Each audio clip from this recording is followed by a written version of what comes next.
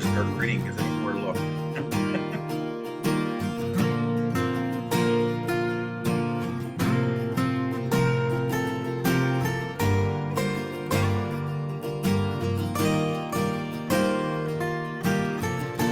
They don't need a man who's got it made,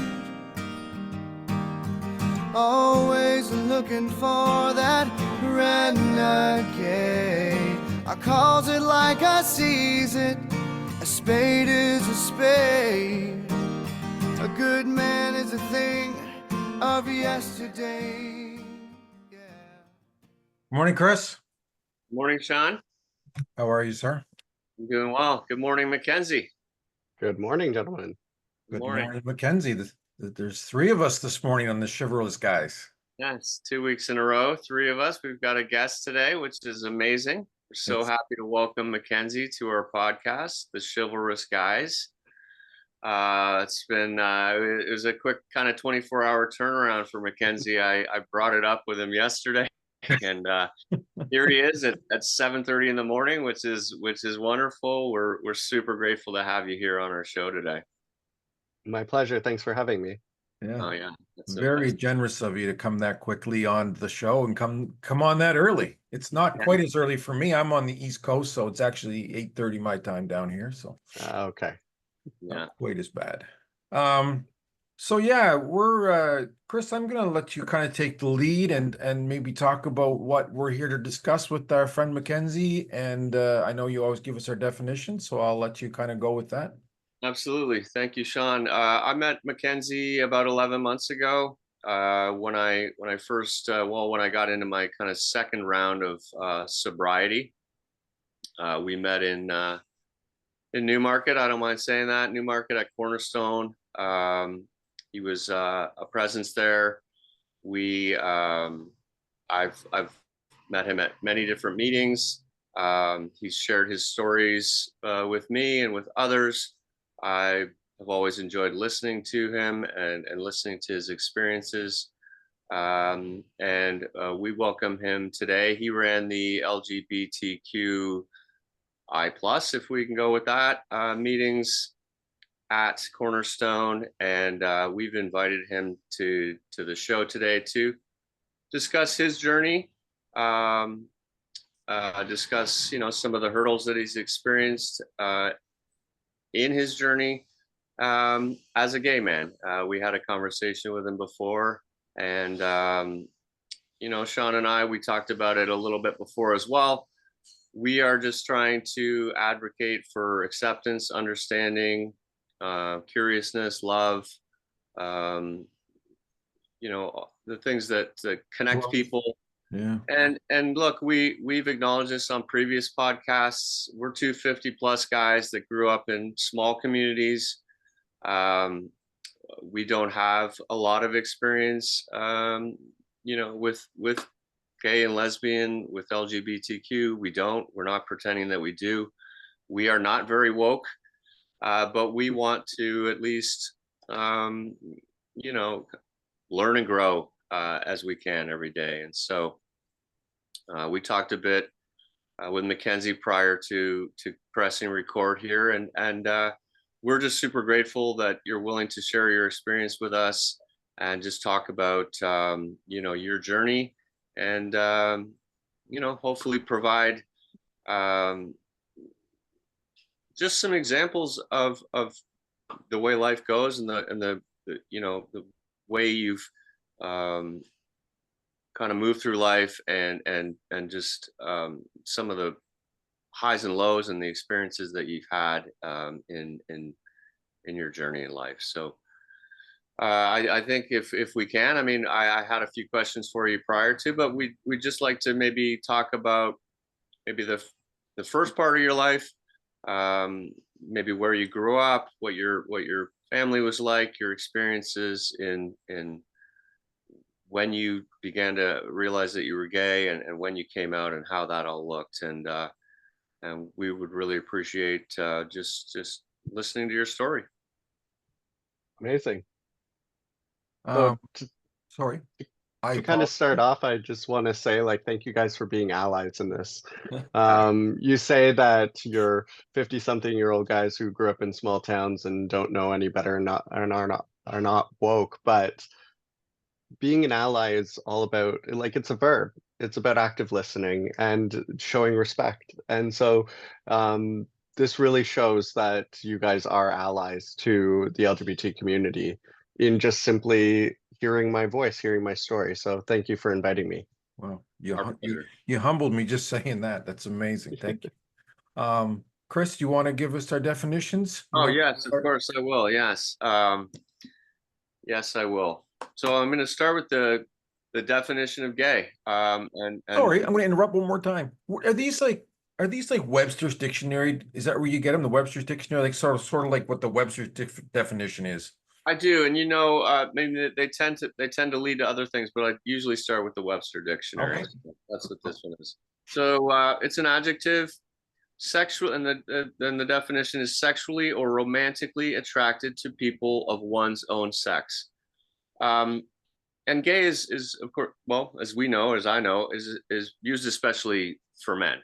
Uh, Lesbian tends to be the term for women. The other part that I love, it says dated, but lighthearted and carefree. Isn't that a beautiful thing? To be lighthearted and carefree. Wouldn't we all love to be more lighthearted and carefree? The legal definition of gay is used to describe persons, specifically men, who are romantically or sexually attracted to persons of the same sex. It goes on as an adjective meaning cheerful or carefree that acquired an association, and I don't love this part, but we'll move through it, with loose morals and sexual licentiousness. That's quite the definition. You don't hear that word every day. That sounds insulting and confusing. I don't know. So That's in the dictionary. So I had to go on and then define licentiousness. Yes, please. I don't believe I've ever heard that word. So, and as an English major, anyway. Licentiousness is promiscuous and unprincipled in sexual matters. That's awful. It is, but it goes on as the archaic definition is disregarding accepted rules or conventions. So I actually like that part, because what are accepted rules exactly, and why do we have to conform to an accepted rule? And who wrote the rules? And when? Yeah. The reality is accepted rules change all the time. All the time. So I love that part because we don't have to. And who wrote them and accepted? Who accepted them? Like, Exactly. like there's a lot of questions in that. It's amazing that's in the dictionary, though, eh? Isn't it? At least it said archaic. At least it said archaic. At least it's kind of admitting that it's a very archaic definition of it. Yeah.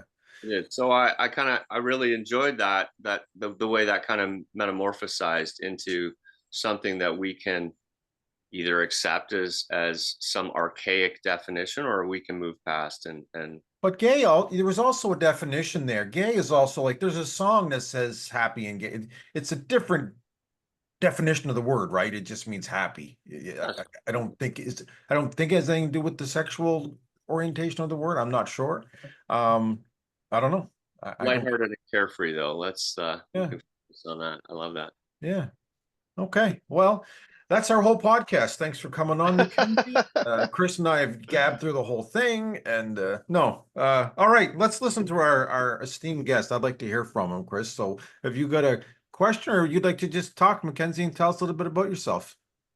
Sure. Feel free to pipe up anytime that you have any questions or need clarification on anything. And I'll just kind of tell my story. Yeah. Please. Awesome. So I'm 32. And I grew up in Belleville, Ontario. It's a town kind of on the 401, just a transient town. There's about under 50,000 people when I was growing up there. I was born in Guelph, moved after my parents got a divorce. I moved to Belleville with my mom and my two sisters. And yeah, so we were growing up. I had a pretty decent childhood, I'm not gonna lie. Like obviously there were some things that could have been improved, but I mean that's everybody's childhood. Right. I didn't really have an idea about my sexuality for many years. It was probably around 10 or 11 where I started to get an idea of sexuality. And it was I was starting to see men more in a fawning way than I was women, and I wasn't like when we were watching movies or whatnot, I never really connected with those kissing scenes or those sex scenes or whatnot. I was like, why are we watching this? Like, I never felt that connection to it. It was just kind of something that was on the TV or on the movies. I remember watching Top Gun when I was a teenager, and there's a sex scene in there, and everybody else is like oohing and awing and fawning over it, and I'm like, what's happening? Like, why are we watching this? Like, and and it wasn't until um I'm a child of the internet. Like we got the internet when I was I don't know, grade 3 or 4. We got the dial-up internet. And with the internet, there has been always this kind of underlying theme of porn's free. Of You can course. go and you can look at lewd material. And yes, I was under the age of 18 before I consumed that, but whatever. And so I remember watching porn for the first time and seeing the people, the actors, and then I saw like the men. And I was just like in my head I was just like, "Oh, like what if I was to like watch a video of like two men? Like is that out there?" And so I googled that. And then I told my friend about it when I went to school because like him and I would always gossip about those kinds of things. And he was like, "Oh my God, that's gay." And I was like, "What? Like what do you mean gay? What's gay? What's happening here?" Right. And I had no idea that like that was but just the reaction that I got from him, Yeah. that visceral ew, oh my God. Like that was enough for me to shove it down, Right. to know that I couldn't talk about this. Because I got a visceral reaction from one of my best friends. It was, oh, okay, we don't talk about that. Right. And so, flash forward a few years, I'm kind of like a teenager at this point, like 12, 13, 14. And I dated a couple women. Um, like one, we just kind of like held hands and went to the movies because we were teenagers. Other one, we watched what was it, Nightmare Before Christmas and made out and I never really felt anything. And spoiler, both of them are lesbians now. Oh wow. So it just happened to go that way. Um, but with the act of kind of shoving down um, my sexuality, um, it came with a lot of inner turmoil. And when puberty hit, being in high school, being in that environment with kind of the social pressures of pushing that down and hiding it from myself and hiding it from others, I started engaging in self-harm, which is something that's pretty prevalent in the queer community when it comes to teenagers is self-harm because it's I don't know how to feel, and this is the only thing that is going to make me feel. And so that landed me in the psych ward a couple of times because my mother didn't know what to do with me. I was constantly acting out. I was self-harming. It was a pretty dark time. I'm not gonna lie. Like it was puberty, like the beginning parts of puberty were some of the hardest years of my life, and I'm happy that I survived because there's a lot of people who don't like suicide rates and like accidental or on purpose drug rates, sex trafficking rates, all of those things are so much higher in the queer community, in the LGBT community, than in the heterosexual community. And it's simply because, like, you were saying, like, who writes the rules when we were talking about the definition. Well, the people who write the rules are the people who are at that top of the pyramid of privilege. And that's white straight men, white straight women. Yeah, Like, absolutely. it's not people of color. It's not queer people. It's not trans people. It's not, and I know that I'm a white man. I get that. I have privilege because of that. But I'm one rung lower on that kind of pyramid of privilege because I'm gay. I don't get access to society in the same way that straight men do. And and it was through connecting with a community that allowed me to kind of come to terms and accept myself. And there's a gay youth group, a queer youth group in Belleville called Say Out Loud. And they've been running their youth group. Uh, I started joining it in 2008, and it's still running to this day. And it's Tuesday nights. When I was doing it, it was happening in the basement of a church on Tuesdays, and it was great. We would sit around in a circle, talk about the difficulties of life, and then we would all go to the mall. And so it was like dozens and dozens of these queer teenagers would go to the mall and hang out um, on a Tuesday night. And it was just kind of this routine that we had. And it shows a lot of parallel to other fellowships that I'm a part of now, of like that community focus being able to like heal us and give ourselves acceptance. And so I was about 15 when I went to Say Out Loud the first time, and the people there really allowed me to gain acceptance with myself. And my friends that I made there, some of them I'm still friends to this day, and I've been in their weddings, and I've lived with them over the years, and we've haven't spoken for years. And then when we connect, it's like no time has passed at all. And it was such a profound experience to have a group of people who could also say like, oh yeah, me too. Like these are the feelings that I have. This is how I got through it. And Did you lose your other friends? Like that friend you that kind of went ew to you and that did you stop being friends with those people or did they stop being friends with you? not I don't think not because of my sexuality, but because what also came of this youth group was they in they showed me about like the rave community. And so like raving has a high LGBT population because it's raving is all based on love and acceptance and peace and unity and respect. And but on the other side of that, it fosters a lot of drug use. Right. And so my drug use, I think, is what took me away from my friends from like primary school and secondary school, because I was now hanging out with all the kind of like I don't know the queer drug addicts basically, and they didn't want to have anything to do with me, and I didn't want to have anything to do with them. And so slowly over the course of over the years, I did lose touch with all of my friends from those younger years, and that's okay.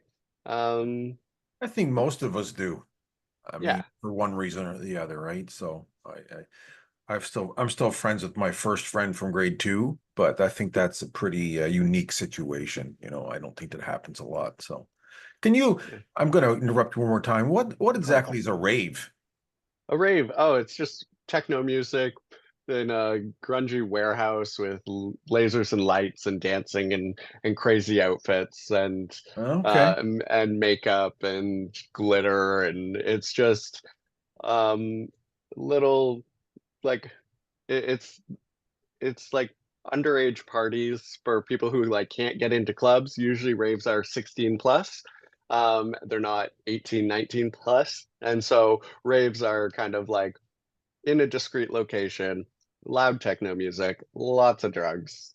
Like yeah, So it's that so kind of so environment. illegal for the lack of a better term. Like they're not Not There's no generally like the there's ones that I no was going to, they didn't have any alcohol being sold. oh And okay. so that's how they got away with having 16 plus. Or if the events did have alcohol being sold, you needed a bracelet or a mark on your hand or something.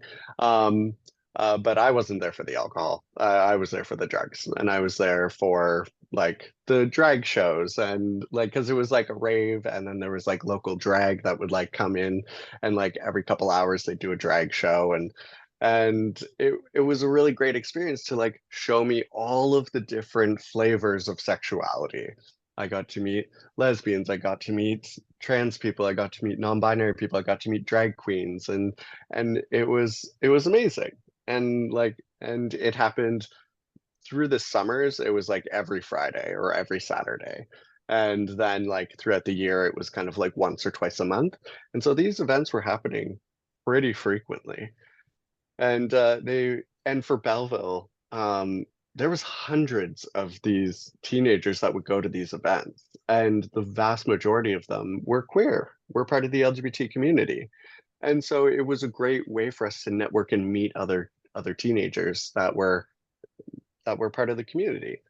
And it was through those events and through that youth group that I talked about, Say Out Loud, it was through that community that I truly became like, I truly accepted me for who I am.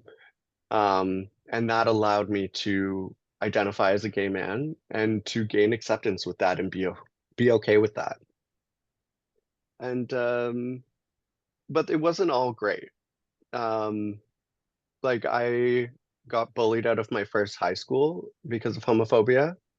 And so it was kind of like there was a situation that happened, and the student body kind of flipped on on accepting gay people, and I was kind of the target of that, unfortunately. And so I got bullied out of my first high school. And so it was quite dramatic. I needed to like leave right away. So these people that I was friends with since I think I started going to that school in grade 4 to grade 10, like all of those relationships instantly severed, and I needed to change schools. And so I went to another school. I decided to go to the arts high school in Belleville. And that was great because there was a queer community there. There was a lot of theater kids there. There was a lot of music kids there. And like I was a music kid in high school. Um, and so I got to hang out with a lot of the kind of the arts school kids. And that worked out well until I decided to continue to prioritize my drug use. Um, and I continued to prioritize and continued to prioritize it, and on, until grade 12. It was like a couple months before graduation, and I ended up getting expelled. Um, and that's that. And so I then moved up to Ottawa because both of my sisters were both older than me, 2 and 4 years older. Both of them moved up to Ottawa, one to go to University of Ottawa, the other one to go to Carleton University. And I got kicked out of my house, and I was expelled from school. I'd been living on my own for about a year at that point, because I got kicked out when I was like 16. Um, Was that and because so of drugs or because of your sexuality? little bit of both. Okay. My mom wasn't super accepting of my sexuality until I was like 17 or 18. Her breaking point actually for her to come to acceptance, and I love this, and you know what, bless her, but like her moment of acceptance for my sexuality was watching Brokeback Mountain. And like that's, to me it's a good movie, but it's like two straight men playing two gay men and like having unprotected sex after eating a can of beans in a tent. Like it's not the most romantic thing in the world, and it doesn't have a happy ending or anything like that. But for her, she was like, "Oh my God, love is love." And I'm like, "Sure. Thank you. Yes, I've been Whatever telling gets you you this there. for years, but sure, That's thank what it you." said for, then yeah, here you go. If that's what works for you, that's Takes what works for takes Heath you. Ledger, I guess that's what it takes, you know. Right? You know what? And she has been great ever since. But yeah, um yeah, that was one of the times where I went to the psych ward. It was because I came out to my mother, and she drove me to the psych ward. And Oh, and so it wasn't the greatest, most You came out accepting to your household. mother and she took you to the psych ward. Yeah, because there was a lot of self-harm going on at that point, and I finally broke down to her on why I was like harming myself. It was because of my sexuality, and And then I went on like a field trip, and then when she picked me up from the field trip, she said, "Do you want to go for ice cream?" And I said, "Sure." And then we got on the highway and we drove to Kingston and went to Hotel Dieu, which is it has a children's psych ward in it, and in there for a few weeks. And so I didn't eat ice cream for like a decade. Hey, you I must, was, and you must have been thinking, Good for haven't you. we passed 15 ice cream places already? How good's this ice I, cream in Kingston? yeah, I was really confused on where we were going. But l- reflecting back up at my time in the psych ward, there was one nurse, his name was Troy, and he never mentioned his sexuality to me, but I think he might have been the first like openly gay like adult that I knew. Um, because I always like reflect back on him. He really stuck into my memory as somebody who I connected with. And You must have been scared to death, weren't you? Like oh, oh, absolutely. yeah, And that sounds frighteningly horrific to be dropped off by your mom, and like it breaks my heart. I would have been scared mhm, to death. I don't think I could have taken that. absolutely. And like there's and I met some people who definitely should have been in the psych ward. And I learned a lot about mental health while I was in there from the other patients. Because the children's psych ward is not really like you're just kind of left around. You don't they feed you, you get to meet with a therapist like once a day, once a week maybe, depending on their availability. Like they don't really do too many groups or anything. Like I just like kind of sat around and we just kind of shared war stories between each other, and like there were people in there for eating disorders and schizophrenia and suicide, and I don't know. It didn't really it So wasn't there wasn't a lot of therapy involved. It was almost like, okay, we'll just send Mackenzie off to this place and hopefully he'll sort himself out somehow. it felt more like it was stabilization than Right. therapy or Right. anything like that. Yeah. Um, yeah, I went into that psych ward twice. Yeah, once for 3 weeks and once for 4 weeks. Um, but yeah, my mother and I were always kind of like at odds. But Was your dad in yeah, your life? no, my mom and dad divorced when I was a kid, and so for many years in my childhood, I saw my dad like every other weekend, and saw him during the summertime. But like he would he would get us for like 2 weeks during the summer, but he would like ship me off to Bible camp, and so Get you because for 2 weeks, then ship you off. That's real. Yeah, yeah, I won't. so I mean, Bible camp was great. It was in Yeah, I Wasaga went to Beach, Bible and camp. like I got to go water skiing and play in the forest, and I had a lot of fun. But I anyway, no, I didn't really have a super great relationship with my dad growing up, and sexuality was not really anything that we I talked about with him.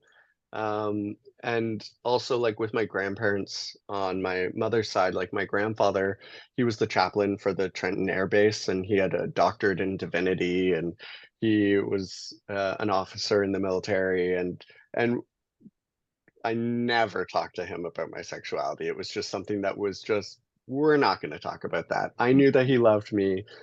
We're just not going to talk about that. He even met my partners. Like he met two people that I dated for multiple years, and both of them, he was like, "Oh, is this your roommate?" I was like, "Yes, Grandpa, this is my roommate.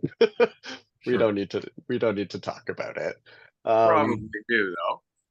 eh, I kind of wish that I had talked about it, but uh, I wouldn't have changed anything, honestly, with my grandparents. They were fair, like they had unconditional love for me, and they always showed it. Nice. Um, but Yeah. yeah, so when I was 17, I moved up to Ottawa and I moved in with my sister, and I told myself, I was like, okay, no more drugs, no more partying. I'm gonna be a better person. I just need to like finish high school and like go to university or college or whatnot. And and then like And you 3 days never took later, drugs again. yeah. I And then like 3 days later, I was said just that a like, couple times too. yeah. About 3 days later, I said, "Oh, well, I don't know how to make friends. Like, how do you make friends? Like, I don't know anybody here, and I don't want to be bugging my sister constantly. How do you make friends?" And so I went to a rave. and the cycle continued. Um, and so basically, I was now in a big city with minimal supervision, a rampant drug addiction, and a bigger party scene, and my life spiraled. I was having dangerous sex. I was very promiscuous. I was doing a lot of drugs. I was going to a lot of parties, and my life kind of like spiraled over the next couple years until I landed in my first rehab center. And I went to Dave Smith Youth Treatment Center, which is a youth treatment center just outside Ottawa. And so I went there for 3 months, and it got me off the needles. It got me off the hard drugs. It's kind of, I got my body weight back up. Um, and and that was good. It didn't get me sober because the last week that I was in that treatment center, my therapist was like, "What are you going to do when you get out?" And I was like, "Well, I turned 19 in here, so I'm going to buy a bottle of wine and a pack of cigarettes." And she was like, "Well, aren't you afraid of cross addiction?" I'm like, "No, I never drank. I turned 19 now. I was always like doing drugs. Like I barely drank. I had like a couple coolers over the years, but like never drank, so it's not going to be a problem." Spoiler, it was a problem. Um, and anyway, so I then spent the next kind of like 9.5 years drinking and smoking weed. And but before I went to that treatment center, um, I started like I started running out of money, so I lost my job.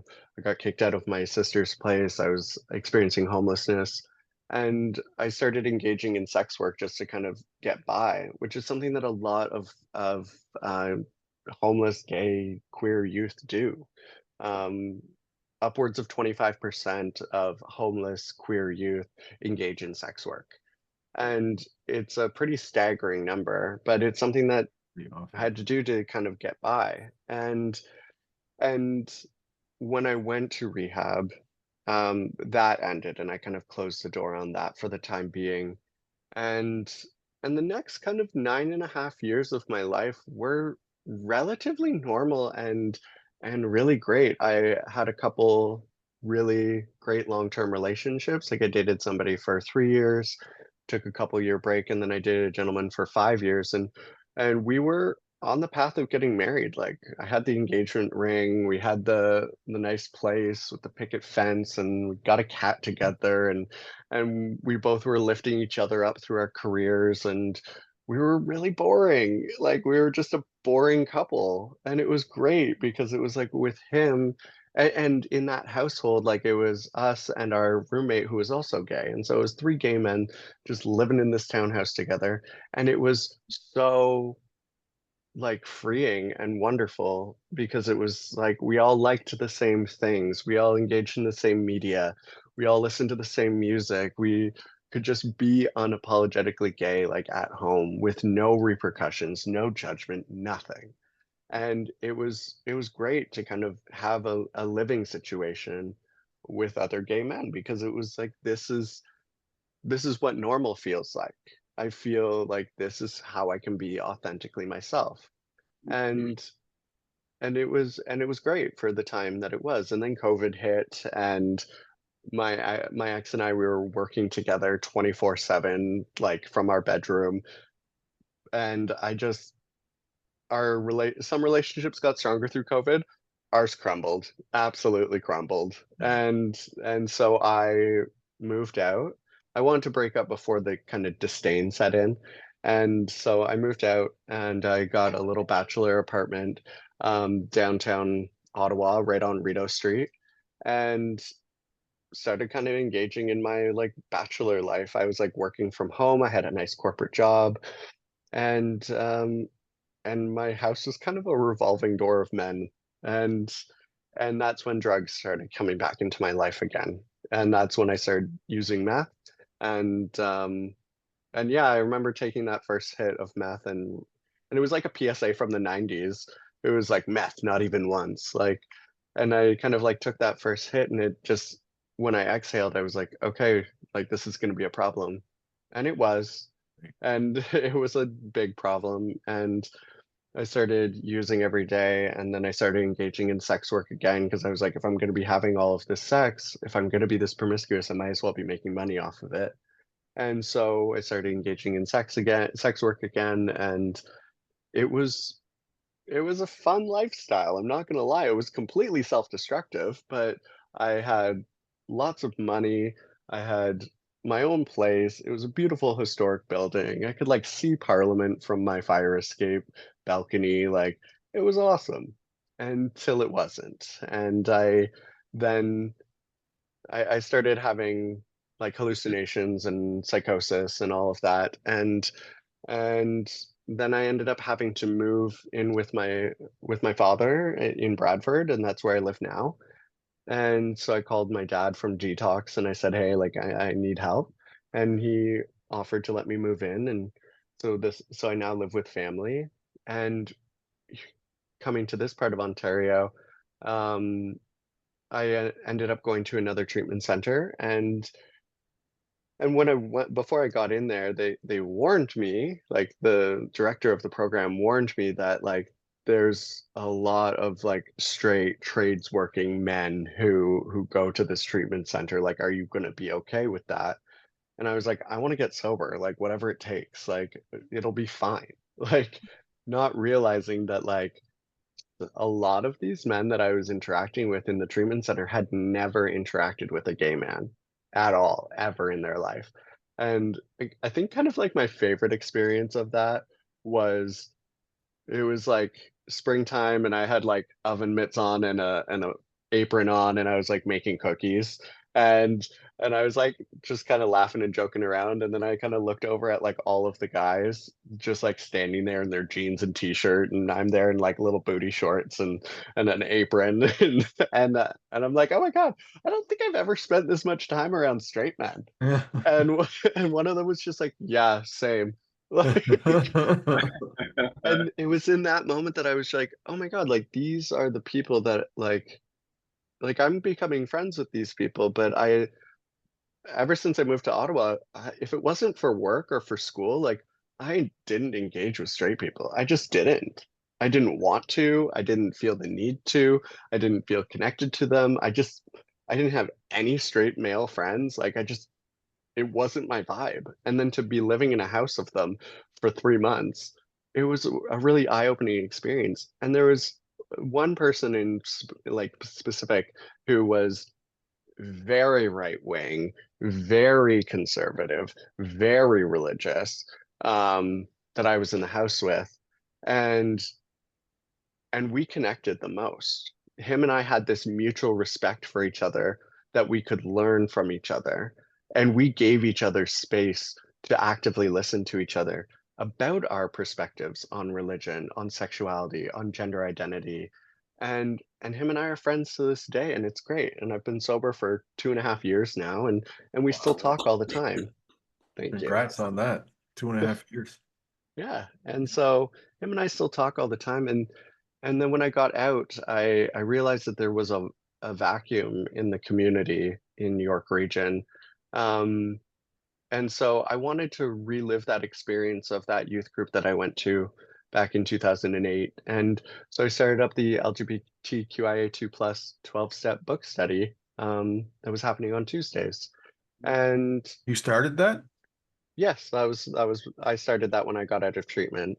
Fantastic. Um, and it ran for about 2 years and it was a really great experience to kind of create a safe space for people and to teach people about pronouns and to allow people to share how not only drugs and alcohol have affected their life but how sexuality and gender identity has affected their life in tandem with addiction. And so it's a great experience. And now I spend my time just kind of being around a lot more straight people, and I'm willing to be that person that people ask like the questions to that they don't know the answers to. Like when I was working at the wellness center, I put up posters for the LGBT meeting, and there was a group of guys that were standing around laughing at that poster. And like, because there's a rainbow poster and they were laughing at it. And so I could have easily engaged in cancel culture and been like, hey, no, that's homophobic, stop that, go away. Or I could do what I did and say, do you have any questions about it? Like, what about this is funny? Why are you laughing at this? And they were laughing at it because like they had no idea what the letters meant. Right. And so like we can just take a moment and go through it. And so L is for lesbian, so women who have romantic or sexual attractions to women. Gay, um, we've already gone over that definition, a man who's attracted to men. Bisexual is a person who's attracted to either men or women. Um, Transgender, which is somebody who is not does not identify with their gender that was assigned at birth. Like I'm a cis male, which means that I am a man who identifies as being male at birth. Um, and and then queer is that kind of umbrella term that is all encompassing. That if people don't feel comfortable with any of the other terms, they can identify as queer. And that's a derogatory term that's been taken back, as now it's something of empowerment. I is something that kind of mixes people up. I stands for intersex. And intersex is the only one of the letters that has to do with biology. And intersex are people who fall outside of the XXXY chromosomes. And so here's a little fun fact for you. If you were to look at all of the people in the world, how many how many people do you think are redheaded? Just a percentage. Throw out a number. 2? 2%? 2%. Yeah, it's between 2 and 6%. How many people do you think in the world fall outside of the XXXY chromosomes? I'm gonna go with 10 again. I would say less than 1. I don't know. It's 1.7%. So Okay. basically, for every redheaded person that you see, there's somebody who doesn't fall into that genetically male, genetically female binary that we're so accustomed to. And And you so, mean and on a that can, physical basis, like they're on a physical? physical basis, Wow. you could have like an you could have an XXY chromosome, you could have an XYY chromosome, you could be a male who has a uterus, you could be a female with internal testes. Like it happens a lot. Like the intersex community is massive. Um, but yeah, and so the last letter is, well, not last one, but the next letter is A, and that stands for asexual or aromantic. And those are people who do not feel sexual attraction or romantic attraction to people. They're just living their life. And then 2S, that's two-spirited. And so the indigenous communities for thousands of years have respected people who are two-spirited. So they have both the male and the female energy. And these are people who could be any part of the community. It could be someone who identifies as male but could be a healer in the community, or they could be female and they could be a warrior. And it's just somebody who is really propped up in their community. And indigenous people have been doing two-spirited unions or marriages for thousands of years. And then it wasn't until colonialism and the white people came in and shared their Yeah. religion, and that was now looked down upon. But indigenous people have been propping up the LGBT people for millennia. And So is and just as two-spirited only used by indigenous people? it's an indigenous term, yes. Okay. Yeah. I never heard And that before. That's a good, I like yeah. it. I really like that, two-spirited. And just as we were talking about like that kind of hierarchy of privilege before, um, when you think about like that hierarchy of privilege, most people think men are at the top, and then women, and then others. But the LGBT acronym starts with L. It starts with women. And that wasn't until the 80s. That wasn't until the AIDS crisis, where the lesbians were the only ones who were donating blood to gay men who were dying of AIDS. And so the acronym changed from GLBT to LGBT as a respect for the women who were saving the lives and being at the bedside of the gay men who were being ostracized by community. And like that AIDS crisis that happened, that is still ongoing to this day, is wiped out an entire generation of people, wiped out an entire generation of artists and musicians and advocates and organizers, and just across the board, an entire generation of gay men was wiped out. And, And you said it's still, it's funny you said that it's still running. I don't know if you didn't say rampant, but it's mhm, still very prevalent. But you don't hear it. Well, I'm going to speak for myself. I don't hear about it much anymore. Like I grew mm, up in the 80s when I remember when the AIDS started, when when yeah, you start first hearing about it. And I remember all the prejudice that was around about it and the awful things people would say and people my friends would say, everybody would say. I mean, there was terrible jokes and I remember losing a friend of mine's dad was a very well-respected surgeon and he got AIDS from a blood transfusion. But yeah, he was he was then treated terribly just because he was dying of AIDS. Um, and it didn't mm. matter if he was gay or not gay. It didn't make it didn't come into the conversation. Like people disrespected him immediately just because of that.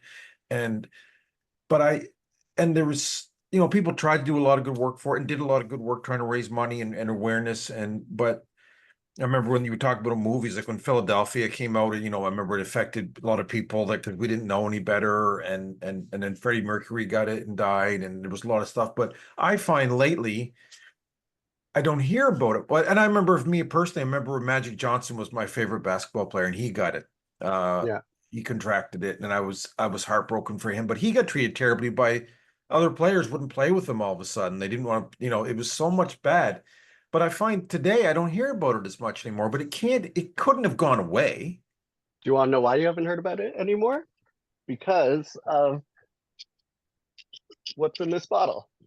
There's a little blue pill in this bottle, and this is called pre-exposure prophylaxis. So what pre-exposure prophylaxis is it's a once a day drug where you take it if you're a high risk individual. So men who have sex with men are automatically high risk individuals, also injection drug users, sex workers, and anybody who comes in contact with bodily fluids. It's a once a day drug that's covered. Most people get it for free. And it has a 99.7% effective rate of preventing infection of HIV. And so those are the kinds of advances that have been made nowadays. And so it used to be the brand name used to be called Truvada, but once it became generic, then the government provided a lot of subsidies for different companies like Freddie and like the PrEP Clinic and other organizations like them, who now provide these pills basically for free. Great. Um, and I believe in the United Kingdom, there's a human trial for an injectable version of it that's about to come to Canada. So we're about to get an injectable version of that. So instead of taking it once a day, it's a once, I think, a quarter injection that you can get, and it will prevent people from getting HIV. And so that's Wow. why you're not hearing about it a lot, is because there's active measures preventing it from spreading as rampantly as it was before. Well, that's good news. That's a positive. Great. I Absolutely. hope I, I hope everybody that needs it is getting it. I assume there's probably still young men that are being treated, I don't know, maybe with prejudice from their families or they're scared to come out and ask for it or I don't know. But I for hope sure. it's getting it. I hope. I know there's probably still a lot of struggles. So Mhm. the it's so Um, great the stuff you're teaching us today. Wow. Yeah, Wow. You're so open, man. It's fantastic. thank you. yeah, yeah. Thank you so much, Mackenzie. Couple things. Mhm. Yeah. Again, very grateful for you sharing your experiences, and yeah, I think a couple of real takeaways that I have. Things that really provided you a non-judgmental, um, safe experience. Obviously, your group that you met with in Belleville. What a gift that was. Mhm. Um, you know, and I think Sean and I have talked about it in AA, you know, the feeling that you get when you go to those rooms is that real non-judgmental, um, you know, experience. And that's, you know, that's amazing. And, you know, even outside of that, you know, when you talk to people, as we call them, normies or civilians, Sean calls them, you don't get that. And I think that, you know, in talking about these things, you know, just what a wonderful place the world would be is if we could just feel like we feel in those rooms. If it was just like the world was just a big open room of non-judgmental, you know. Well, just Um, all being people. Like, how about that? yeah, and I think just maybe one of the questions I have, Yeah. as we sort of kind of come to a conclusion, you know, I think at the root of a lot of this is kind of that, you know, feeling of self-love, right? We touched on this on a previous episode, and you know, finding the love for yourself, because you talked about, you know, a lot of experiences with self-harm, and you know, I can only assume that there's a lot of trauma in that, of course, and just being who you are and not being accepted isn't obviously an incredibly difficult experience. And um but we talked about self-love, and sometimes it comes across as a little bit selfish, but it's such an important journey into finding love for yourself, um you know, and finding that in a community of others that, you know, love you unconditionally, is a wonderful thing. And yeah, I guess I know I've read the definition before, but I find it just such a beautiful message. So I just want to read it again. Um, how do you define self-love? Self-love is a state of appreciation for oneself that grows from actions that support our physical, psychological, and spiritual growth. Self-love means having a high regard for your own well-being and happiness. Self-love means taking care of your own needs and not sacrificing your well-being to please others. Wow. I Yeah, love that definition. I read it every day, Mackenzie, because I think Nice. it's so important. I mean, we you know, my experiences are different than Sean's experiences. They're different from your experiences. Um, but it's a journey, you know. We all had experiences in our childhood from our parents, from our friends, and things that kind of took us away from that. But um, you know, I think just I mean, I really just want to say, Mackenzie, just like I think it's really wonderful, um, you know, that you should love yourself for who you are. You know, you just because just because you have different sexual preferences and different ideas, you know, there's nothing wrong with that. And there, you know, there's just it just And it's so important. And I think and there's I a know consciousness. I think there's a consciousness that's coming around, and it's been swelling for a long time now. And there's more advocacy towards just not the norm. That what is the norm? And I think as we go generationally, yeah, the changes are incremental, but Gen Xers, Gen Ys, Gen Z, millennials, you know, they're slowly moving the needle. And I just think that you know, just is super important, and just so grateful to have you here, that you love yourself for who you are, man. It was such a wonderful experience listening to you. I think yeah, I think you're a beautiful human being, and I think it's I amazing. hope you come back, because I could have listened. I'm sure you feel the same way, Chris. I could have listened to you talk for another hour. Like you, and the fact you're so open, and that's what Chris and I have been try to be open as well on this podcast. But I mean, it's amazing. You fit in here so perfectly with Yeah. us. It's been great. I just wanted to say one thing before we stop. I didn't mean to interrupt you, Chris. I know there's so much more work to be done, I'm sure, in your community and with everybody, trying to be more accepting. But I keep I keep thinking about when I was in school. I knew some kids that were gay. Now they weren't allowed to say it or they didn't say it. And they didn't have anywhere to go. There was nowhere. Yeah, A lot of I know the couple of them that left town and never came back, never heard from them again. They were abused physically. It was just and it was okay. I didn't do it, but you know what? I didn't do anything to stop it. yeah, I would today. I'm a different person. But I was scared. If I stood up absolutely. for them, then I'd be picked on. It was just a different time. I'm so happy there's been so much growth and improvement in that area, but I know there's got to be tons more growth and improvement needed. Um, Yeah. but if we can all talk about it, I hopefully today we help maybe move the needle, or you help move the needle, I should say. We didn't really do anything except sit here, but anyway, yeah, it was so great getting to meet you. It was really, really fantastic. Awesome. Well, thank you, gentlemen. And as I said before, like being an ally is a verb, and what you guys are doing is an action. You are giving space to a voice. I don't obviously talk for the entire community, but I talk for my experience as being part of that community. And you guys have given me an hour of time to be able to speak openly and share my story. And so this is what allyship is.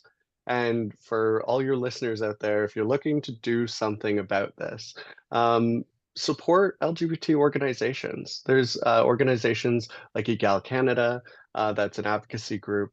The Canadian Center for Gender and Sexual Diversity is a really great one that promotes a lot of research towards LGBT issues and gender identity and sexual orientations, as well as a really amazing um, organization that I came across not too long ago is called Rainbow Railroad.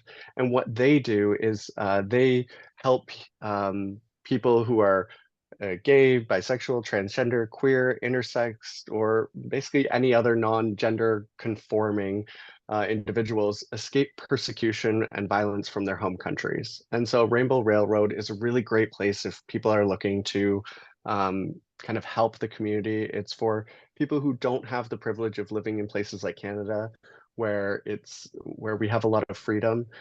People who are fleeing persecution and violence, Rainbow Railroad helps them get out and helps them get to countries where they can be safe and they can love who they love.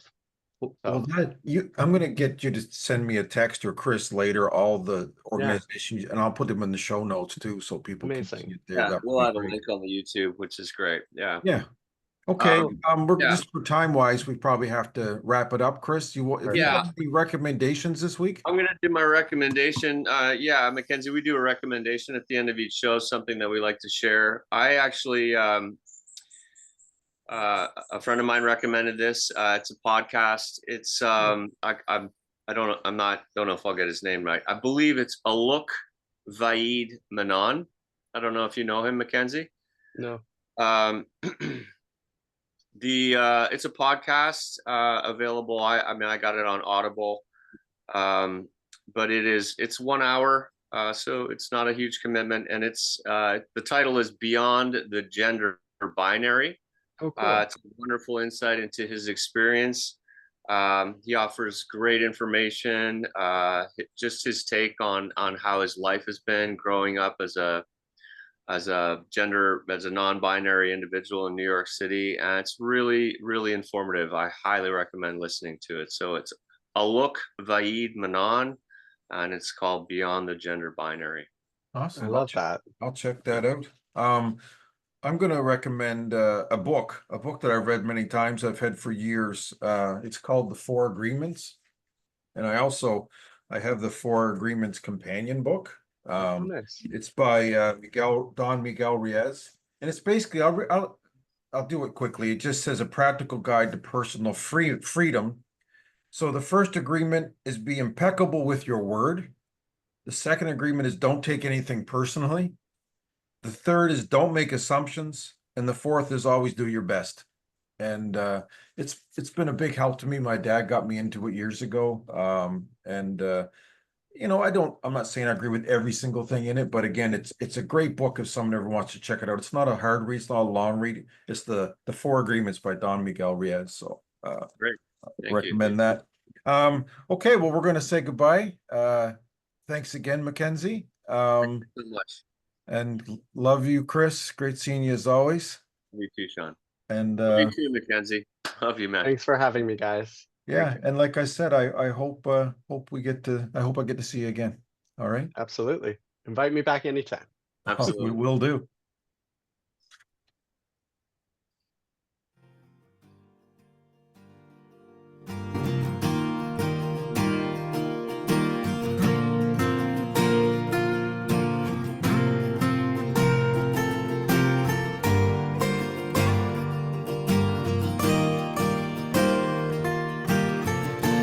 They don't need a man who's got it made. Always looking for that renegade. I calls it like I sees it. A spade is a spade. A good man is a thing of yesterday. All right. Peace. Love you guys. Bye. Love you too.